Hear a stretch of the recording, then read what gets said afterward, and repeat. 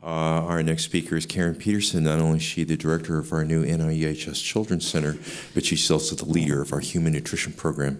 And I have the pleasure of knowing Karen for over 25 years, having worked together at Harvard for 18.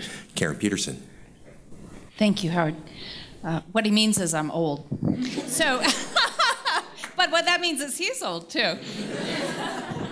The secret to life is to get a lot of physical activity, some chocolate every day, and entertain an adolescent sense of humor. It'll get you through a lot. And I'm hoping it'll get me through this next session. So what I'd like to talk about is what's the best recipe for reducing obesity.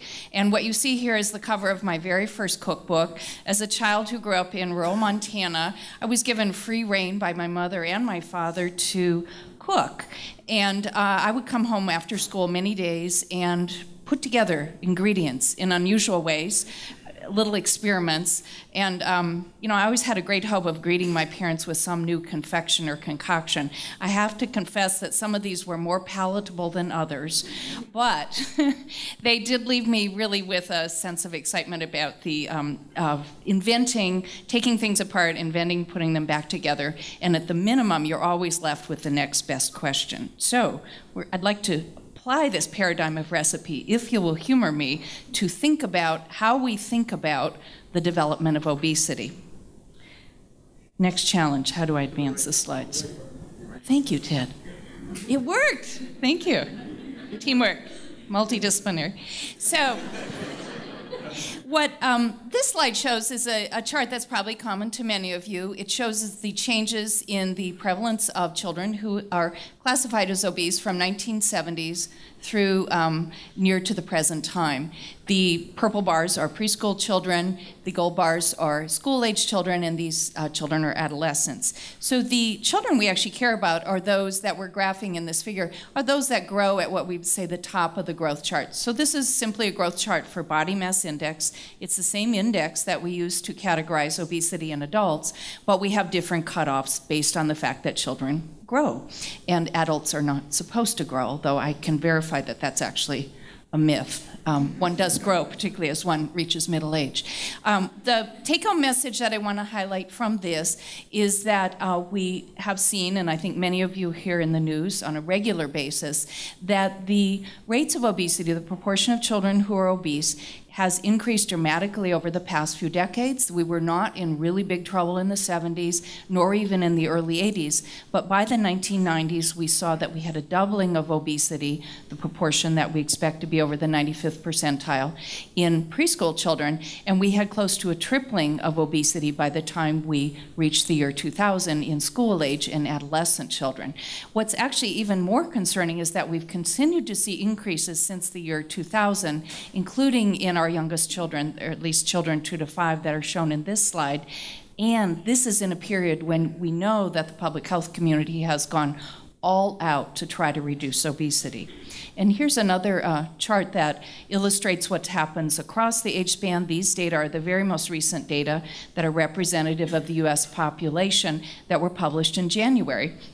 And what they show, a couple of things I wanted to highlight here, they also show the differences by males and females. This is an epidemic that seems to keep changing face. So about 10, 15 years ago, we had a greater concern about obesity in females, particularly during adolescence. But what you can see from this chart is actually prevalence of obesity is 3 times what we expect in young boys, 2 times what we expect in girls, and the prevalence of obesity is highest in males across all age groups. So we've forgotten something. We need to get smarter about how we're tackling the epidemic. The other thing I want to highlight is that we have very important transitions from preschool to school years and from adolescence into young adulthood, where we see a near doubling in obesity rates. So again, this is during a period, this is at the end of a 10-year period where my guess would be that most public health expenditures, or a very great proportion, went to addressing this problem. Clearly, we have fallen short. So what I want to do today, if you'll humor me, is to use the metaphor of recipe to step back, and I'm setting the stage for Dr. Maynard, which is to think about how we think about the problem of obesity. And perhaps that will be the root of our inability to come up with a truly effective solution. So You know from Dr. Dolinoy's talk and from the data that I just showed that some of the roots of obesity are in childhood. So let's go back to childhood. What is this? Anybody know? This is from The Little Prince. So this was a favorite book of mine, I think of Howard's as well as a child, and I thought it was a great metaphor for us. Get ready for this. What's causing the bulge? So you'll recognize this actually looks like the distribution of obesity in the US right now. But as The Little Prince found, the most obvious, simple explanation, it's a hat, actually fell short of illuminating what were the underlying causes, which in his world, his reality was a hungry snake that had swallowed an elephant. So I realize we're really layering up the metaphors, but this I also found an apt metaphor because we remember the story of blind men who have their hands on different parts of the elephant, but any one of them cannot provide an integrated understanding of the complexities of the condition. So what is the current paradigm that we've been using in the past 10 years in the US, or a little bit longer, to develop obesity prevention and treatment programs and policies? It most simply said, and I think you'll see this in many, many articles, said obesity is simple. It's a problem of energy imbalance, too much energy in, too much, not enough energy expended, or too much energy spent sitting, and that it's influenced predominantly by dietary and physical activity behaviors, including screen time. So an important advance of the last 10 years in this paradigm was before the year 2000, this was the whole puzzle, and obesity was largely considered an acute condition. But what we now know is that it's a complex condition, it's a chronic condition, and an important advance in the model was that there are many, many influences on individuals' lifestyle behaviors. Turns out, if you eat a brownie and it's too large, it may not be all your fault. Of course, you might try cutting it down into quarters, but that there are other influences that we need to think about, and these have been actually primarily the focus of public health efforts. What are the influences in behavioral settings, childcare, schools, work sites, healthcare settings, that might influence your ability to maintain a healthy lifestyle? In addition, now there's increased emphasis on sectors of influence. This includes things like the built environment, food availability and accessibility, and even the food system. And finally, social norms and values. These could include norms and values that vary across countries, by socioeconomic group, and in different race ethnicities. But is this paradigm enough, or are we falling short?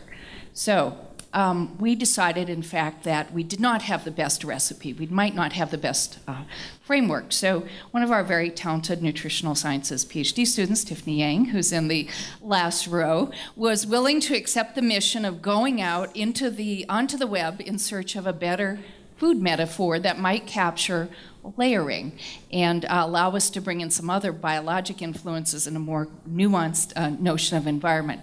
So here's what she came up with, and she did say in her email, this is only a selection of our favorite images, that she had a hard time restraining herself, which I thought itself was a great metaphor. She's actually very slim, and she's hiding out near the back of the room, so I won't point her out. But so what we found, this was actually, we had a number of discussions in the neighborhood too about the best way to approach this.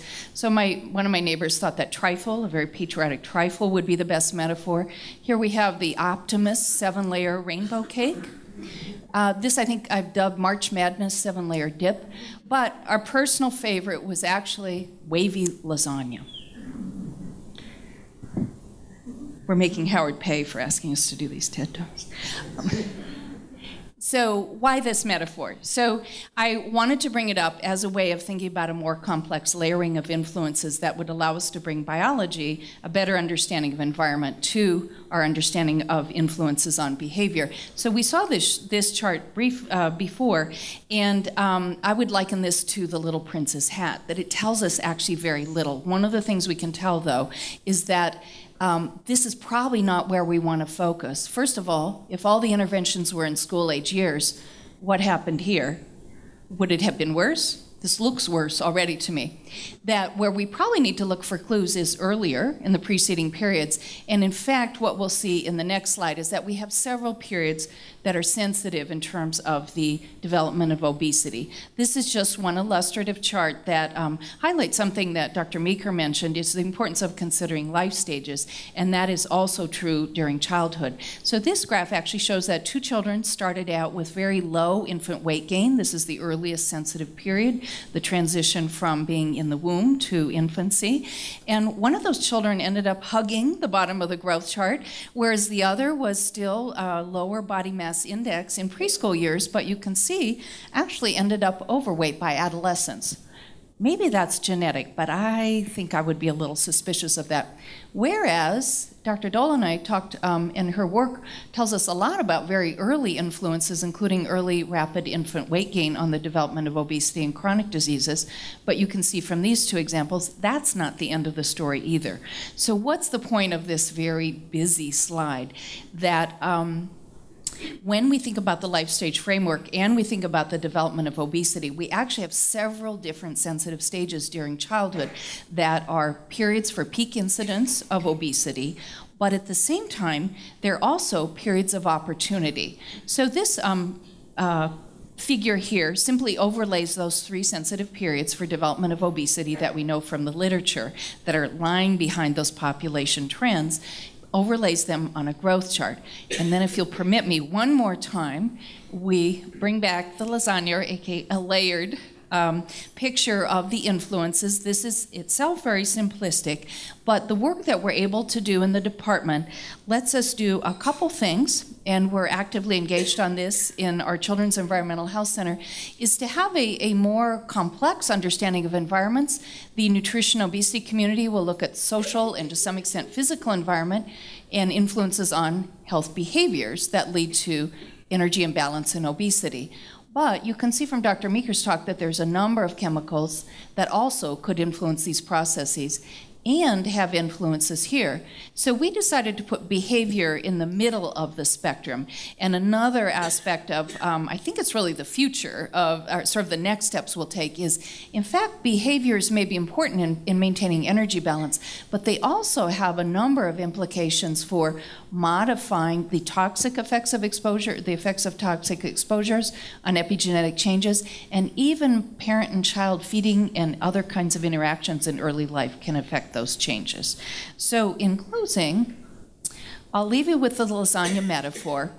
I really sincerely doubt that this is going to be the best paradigm for understanding the causes of development of obesity, but in the spirits of the TED Talk today, I hope you'll agree with me, it's actually quite fun to go back to your paradigm, pull it apart, and we would actually be very happy for some suggestions about how to think about this challenging problem better. Thank you.